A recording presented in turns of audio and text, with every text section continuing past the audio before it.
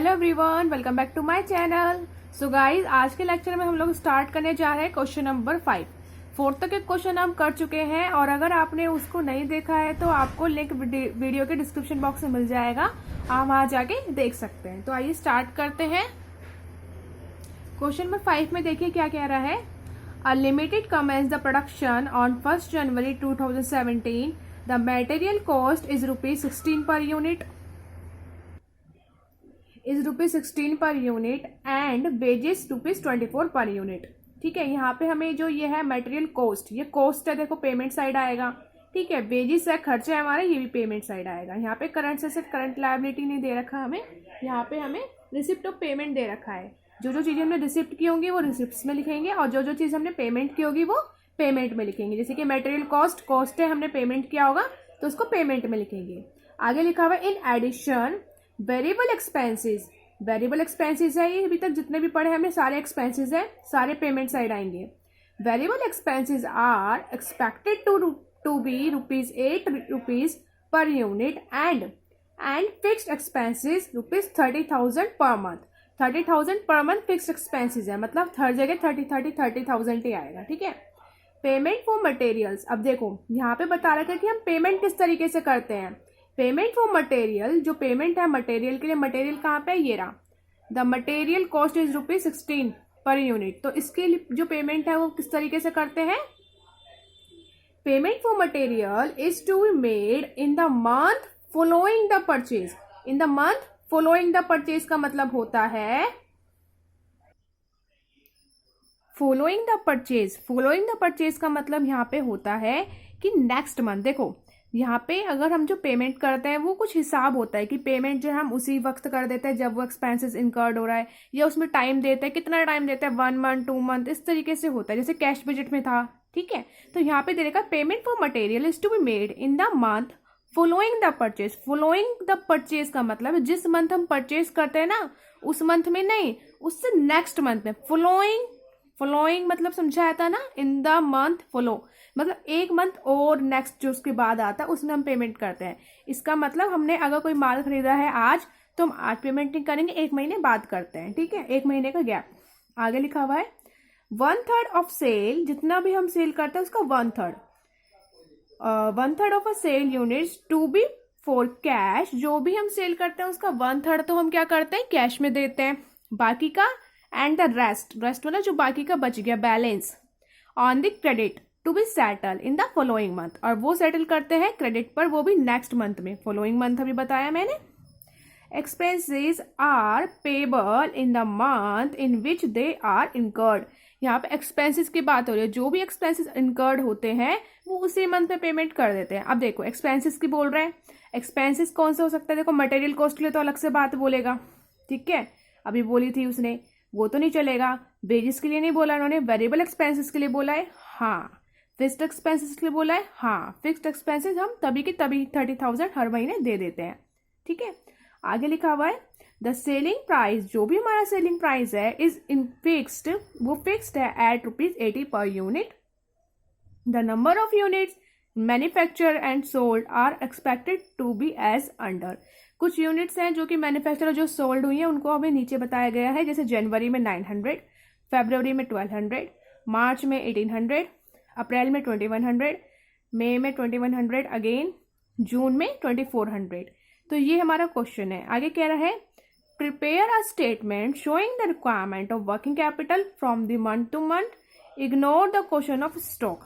कह रहा है कि आपको वर्किंग कैपिटल रिक्वायरमेंट बनाना है हर एक महीने का, जो कि मंथ शो करेगा। जैसे कि कैश बजट में था जनवरी फरवरी मार्च अप्रैल, इस तरीके से बनाते थे, इसमें भी ऐसे ही बनाना है। तो एक टेबल लेंगे, सबसे पहले एक टेबल बनाएंगे और उसमें हेडिंग डालेंगे statement showing working capital requirement particulars, और उसके बाद अमाउंट नहीं मंथ्स लेंगे, जनवरी फरवरी मार्च अप्रैल मई और जून। ठीक है, ये 6 महीने लेंगे। यहाँ पे उनका हमें सबका डिटेल दिखाना है इस तरीके से। ओके, ये देखिए कुछ इस तरीके से, और हेडिंग डालेंगे यहाँ पे थोड़ा सा रिसिप्ट और पेमेंट पर्टिकुलर्स के अंदर। ठीक है, रिसिप्ट एंड पेमेंट, इस तरीके से हेडिंग डाल लेंगे। अब हम क्वेश्चन करना शुरू करेंगे। तो देखो सबसे पहले रिसिप्ट हम लिखते हैं। रिसिप्ट वो होता है जो पैसा हमने रिसीव किया, मतलब हमारे पास पैसा आया है वो रिसिप्ट कहलाता है। अगर पैसा गया है मतलब हमने कुछ दिया है, एक्सपेंस कि पे पेमेंट करिए, तो वो कहलाता है हमारा पेमेंट, मतलब पेमेंट साइड आएगा। खर्चा हुआ है, पैसा गया, तो पेमेंट साइड आएगा। और रिसिप्ट हमने क्या किया था, आपने देखा था, जो भी हमने सेल करा है उसी से हमारे पास पैसा आया होगा, और तो कुछ था ही नहीं वहां पे। वेरिएबल एक्सपेंस था, फिक्स्ड कॉस्ट था, मटेरियल कॉस्ट था, वेजेस थे, ये सब तो हमारे पेमेंट साइड आएंगे, ठीक है, क्योंकि ये सब खर्चे हैं हमारे, तो पेमेंट साइड आएंगे। और जो सेल हुआ था, केवल सेल ही ऐसा था जिससे हमारे पास पैसा आएगा, तो वो रिसिप्ट साइड आएगा। अब सेल भी हमने एक तरीके से नहीं किया, हमने दो तरीके से किया है। हमने कैश भी किया है, क्रेडिट भी किया है। कैश कैसे किया है, जितना भी सेल था उसका 1/3 कैश में ले लिया, और बाकी जो बच गया वो हमने क्रेडिट पे करा। और क्रेडिट पे करा तो उसका मतलब कलेक्शन फ्रॉम डेटर, ठीक है। और उसका जो पेमेंट है उसी महीने नहीं लिया हमने, नेक्स्ट मंथ में लिया, ठीक है। इस बात को देखो अच्छे से समझते हैं मैं क्या समझाना चाह रही हूँ और कैसे हम करेंगे।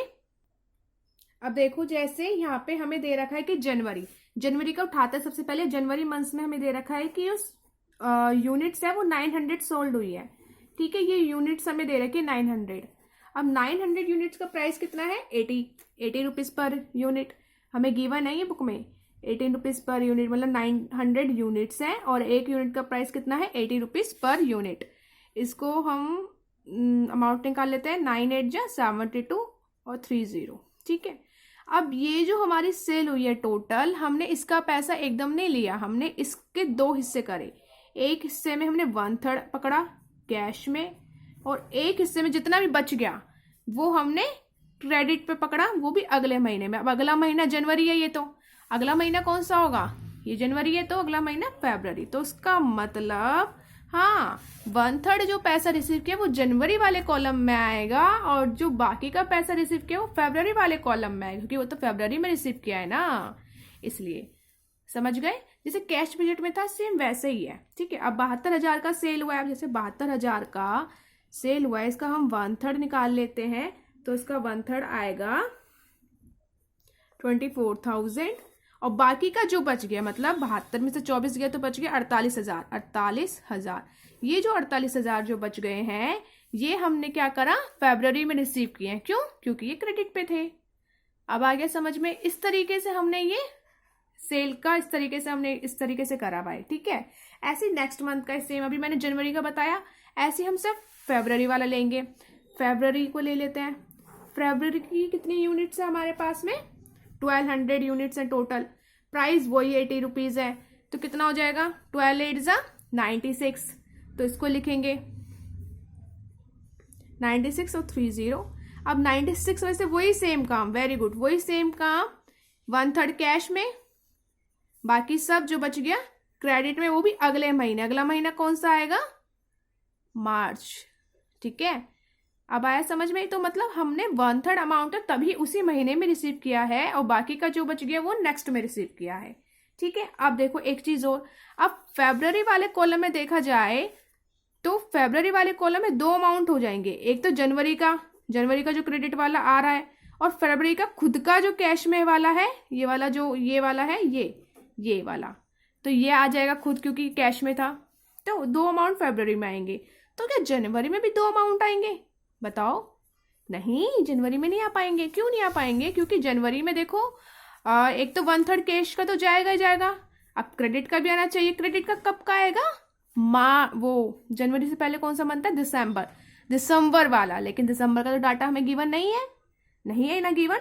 सपोज अगर दिसंबर होता तो दिसंबर में जो सेल हुई थी उसका 1/3 जो तो आ जाता दिसंबर में ही कैश में, और बाकी का जो बच गया होगा वो कहाँ जाएगा, वो जाता जनवरी में। लेकिन दिसंबर का तो डाटा हमें गिवन ही नहीं है, तो इसलिए जनवरी में केवल एक ही अमाउंट आएगा, वो भी कैश वाला, क्रेडिट वाला कोई अमाउंट नहीं आएगा। बाकी के जो मंथ है उसमें क्रेडिट कैश दोनों आएंगे। अब आया समझ में, अब इसको करते हैं। तो ये हो गया सेल फॉर कैश, और जो हमने डाटा से रिसीव किया पैसा, मतलब क्रेडिट पे सेल किया था, तो हम यहाँ पे लिख देंगे collection from debtor, collection from debtors, ठीक है। ये हो गया। अब ये था हमारा रिसिप्ट साइड। अब आते हैं हम पेमेंट साइड। तो पेमेंट साइड में देखो हमारे पास क्या है, एक तो सबसे पहले फिक्स्ड एक्सपेंसेस है। फिक्स्ड एक्सपेंसेस कितना था, 30,000, वो पर मंथ था और वो फिक्स था। तो ये तो हम ऐसे लिख सकते हैं फिक्स्ड एक्सपेंसेस कितना था 30,000 हर मंथ के लिए फिक्स है ये, तो सब में ही 30,000 सब में आ जाएगा।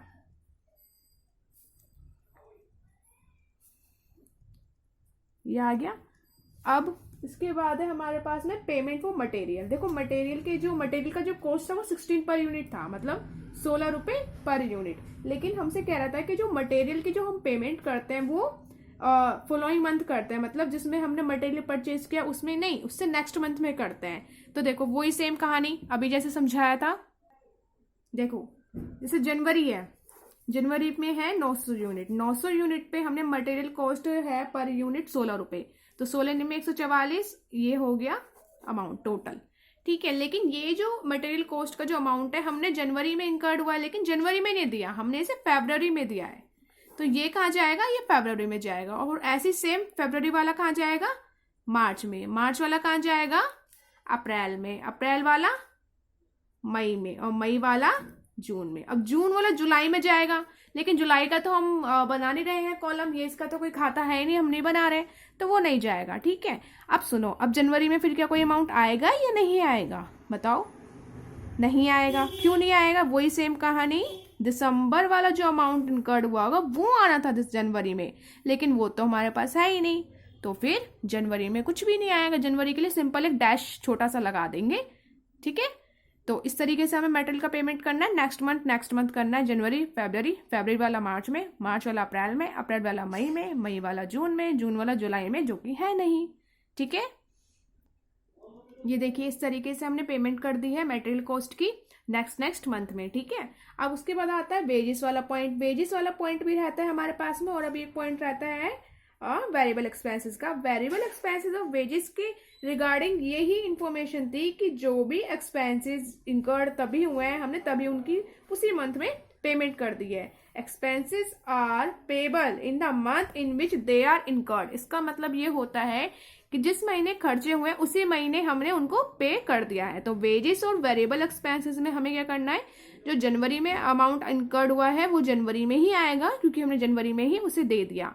ठीक है, अब जैसे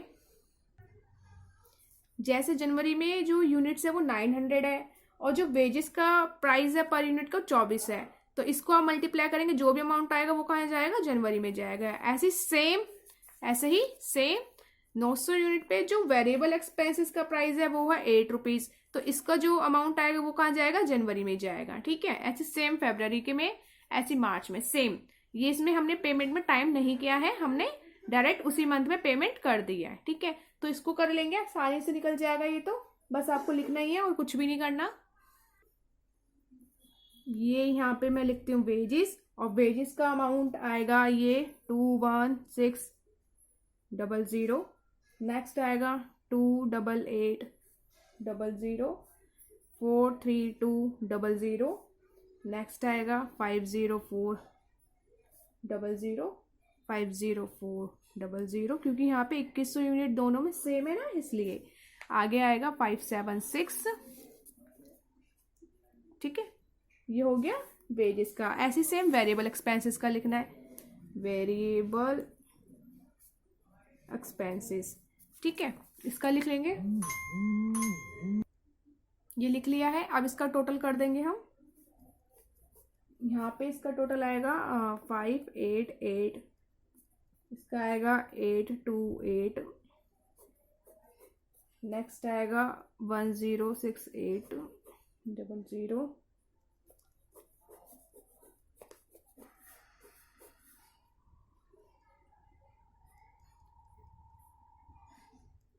हमने सिंपली इनका टोटल कर दिया है और कुछ नहीं करना है। टोटल हो गया, अब हम इसको सेम माइनस कर देंगे, इसे रिसिप्ट माइनस पेमेंट करेंगे, तब हमें पता चलेगा कि हमें सरप्लस हुआ है, डेफिशिएट हुआ है। तो आप ना एक काम करो, ऐसे लिख सकते हो, रिसिप्ट्स को आप यहाँ पे ए मान लो और पेमेंट को हम यहाँ पे बी मान लेते हैं, और हम यहाँ लिख सकते हैं ए माइनस बी, ए माइनस बी, मतलब इसमें से इसे घटाना है तो माइनस करेंगे। अगर नेगेटिव अमाउंट आता है तो हम ब्रैकेट में लिखेंगे, वो हमारा डेफिशिएट कहलाएगा, और अगर पॉजिटिव अमाउंट आएगा तो उसे विदाउट ब्रैकेट लिखेंगे, वो हमारा सरप्लस कहलाएगा। ठीक है, तो सिंपली हम माइनस कर देंगे, इसमें से ये माइनस करना है, इसमें से ये ये सबको ऐसे हमें माइनस कर देना है। तो हमने ये तो कैलकुलेट कर ही लिया है। अब उसके बाद हमने जो नेगेटिव अमाउंट आया था वो माइनस में लिखा है और जो पॉजिटिव अमाउंट है वो विदाउट ब्रैकेट लिखा है।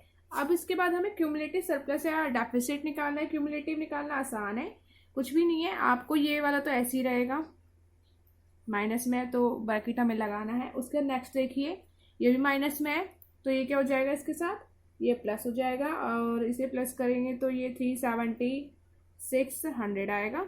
ठीक है, ऐसे अब ये माइनस में है, ये इसके साथ है, ये क्या होएगा, माइनस हो जाएगा। यहाँ पे माइनस करेंगे इसे तो ये आ जाएगा 32400, ब्रैकेट लगाएंगे, नेगेटिव अमाउंट है। इसके बाद अब इसकी बारी, हम ये क्यूमुलेटिव निकाल रहे हैं और ये जो क्या है ये माइनस हो जाएगा, 6400 आएगा और ये 6400 भी हमारा डेफिसिट होगा। नेक्स्ट अब इन दोनों का करेंगे, ये आएगा 30800 पॉजिटिव आएगा, सरप्लस है, ऐसे हम इसका करेंगे और ये आ जाएगा 6600 ये पॉजिटिव आएगा, प्लस अमाउंट है। ठीक है, तो ये था गाइस क्वेश्चन नंबर 5। आज के लेक्चर में इतना ही। अब नेक्स्ट लेक्चर से हम स्टार्ट करेंगे नया क्वेश्चन नंबर 6। तब तक के लिए बाय बाय। और हाँ, एक बात और गाइज, आप एक काम करते हैं, क्वेश्चन नंबर 6 होमवर्क ले लीजिए। क्वेश्चन नंबर 6 बहुत आसान है। एक सेकेंड, ये क्वेश्चन नंबर 6 है और ये आपका होमवर्क है। ये बहुत ही ईजी सा है, आसानी से कर सकते हैं आप इसको। इलस्ट्रेशन 6 से भी समझ सकते हैं। तो इसमें हमें ऑपरेटिंग साइकिल निकालना है डेज में और इसको निकालना बड़ा आसान है। आपको हमेशा मल्टीप्लाई 365 से करना है क्योंकि 365 नंबर ऑफ ईयर्स होते हैं, नंबर ऑफ डेज होते हैं इन अ ईयर। ठीक है, यहाँ पे कह रहा है हमसे, देखो लिख भी रखा है, पीरियड कवर्ड होता है 365 डेज में और average period of credit allow by supplier 16 days. ठीक है, यहाँ पे ये गिवन है। आगे कह रहा था एवरेज डेटर आउटस्टैंडिंग कितना है, 480, रॉ मटेरियल कंजप्शन इतना है, टोटल प्रोडक्शन इतना, टोटल कॉस्ट इतना, सेल ऑफ द ईयर इतनी, value of average stock maintain, raw material, work in progress और फिनिश गुड्स, ये सब हमें दे रखा है। यहाँ पे बस आपको एवरेज वगैरह लेना है और टोटल लेना है, मतलब रॉ मटेरियल कंज्यूम्ड। ठीक है, मतलब अपॉन में टोटल वाला अमाउंट जाता है और ऊपर एवरेज वाला आएगा, इनटू में 365 आएगा। तो आप इसको कैलकुलेट कर सकते हैं। मैं एक बताते हैं, इसे रॉ मटेरियल कन्वर्जन पीरियड निकालना है। तो रॉ मटेरियल कन्वर्जन पीरियड निकालते हैं। इसमें हम कन्वर्जन पीरियड कैसे निकलेगा रॉ मटेरियल का, तो हम पहले ऊपर लिखेंगे, यहाँ पे raw material average stock of raw material यहाँ पे दे रखा है ना, एवरेज लेंगे ऊपर, रॉ मटेरियल एवरेज ले लेंगे यहाँ पे, ऊपर वाले में हमें लिखना है ये गाइज, हमें कन्वर्जन पीरियड निकालने के लिए करना है कैलकुलेशन, क्योंकि यहाँ पे हमसे कह रहा है कि हमें क्या करना है, ऑपरेटिंग साइकिल बनाना है, कंप्यूट द डेज, डेज निकालो। तो उसके लिए हम कन्वर्जन पीरियड निकालते हैं। तो कन्वर्जन पीरियड किसका निकालना है, सपोज जैसे रॉ मटेरियल इसका निकालना है, तो हम यहाँ लिखेंगे एवरेज, एवरेज गिवन है देखो, तो यहाँ लिखेंगे एवरेज ऑफ, यहाँ पे raw material divided by total, जितना कंजप्शन होता है, रॉ मटेरियल कंजप्शन, ये रहा रॉ मटेरियल कंजप्शन इनटू में 365। इस तरीके से करेंगे, जो भी डेज आएगा, जो भी वैल्यू आएगी वो डेज के लाएगा। ठीक है, ऐसे सेम नेक्स्ट में करेंगे वर्क इन प्रोग्रेस में, average work in progress divided by work in progress क्या आएगा, total cost of production cost, ये रहा यहाँ पे, ये है 10,000, ये आएगा। ठीक है, ऐसे ही नीचे हमें दे रखा है, मल्टीप्लाई कर देंगे 365 से, जो आएगा वो डेज के लाएगा। ऐसे सेम हमें फिनिश गुड्स का दे रखा है, फिनिश गुड्स यहाँ पे हमारे पास कितने 260 और इसको डिवाइड कर देंगे हम टोटल कॉस्ट ऑफ सेल से। टोटल कॉस्ट ऑफ सेल कितना है 10,500 इंटू में 365, तो वो नंबर ऑफ डेज निकल कर आ जाएगा। ये तीनों तो इस तरीके से हो जाएंगे। उसके डाटा का देखेंगे, डाटा कन्वर्जन पीरियड कैसे निकालेंगे। डाटा कन्वर्जन पीरियड हमें निकालना है, एवरेज डाटर यहाँ पे हमें गिवन है, लेकिन ये रहा एवरेज डाटर आउटस्टैंडिंग कितना हो जाएगा 480 लिखेंगे। और डाटर कब बनते हैं, जब हमारी सेल हुई होती है। तो सेल कितना हुआ है हमारा, देखो ये रहा, सेल ऑफ द ईयर 16,000, इससे डिवाइड करेंगे इनटू में 365। ठीक है, इस तरीके से करना है और आसानी से कर लेंगे आप सब लोग। इजी क्वेश्चन है, बहुत ज़्यादा डिफिकल्ट तो है ही नहीं, बस आपको करते चले जाना है। और लास्ट में हम क्या करेंगे, लेस कर देंगे, मतलब माइनस करेंगे किसको, average period of credit allow, credit allow को कितना टाइम हम अलाउ करते हैं 16 डेज, इसको माइनस कर देंगे, आपका आंसर आ जाएगा। ठीक है गाइस, तो ये क्वेश्चन होमवर्क में आपको करना है। जिसको नहीं आएगा या जिससे नहीं होगा मैं उसको सोल्यूशन दिखा दूंगी, ऐसा नहीं है कि क्वेश्चन नहीं मिलेगा आपको। तो आपको ये होमवर्क में ट्राई करना है, नहीं होता है तो मैं आपको सोल्यूशन दिखा दूंगी। ठीक है, इलस्ट्रेशन समझ सकते हैं, बाकी मैंने बताया किस तरीके से करना है। सेम प्रोसीजर है। ओके गाइस, तो अब bye bye, take care and stay connected. अब मिलते हैं नेक्स्ट लेक्चर में एक नए वीडियो के साथ। तब तक के लिए bye bye and take care.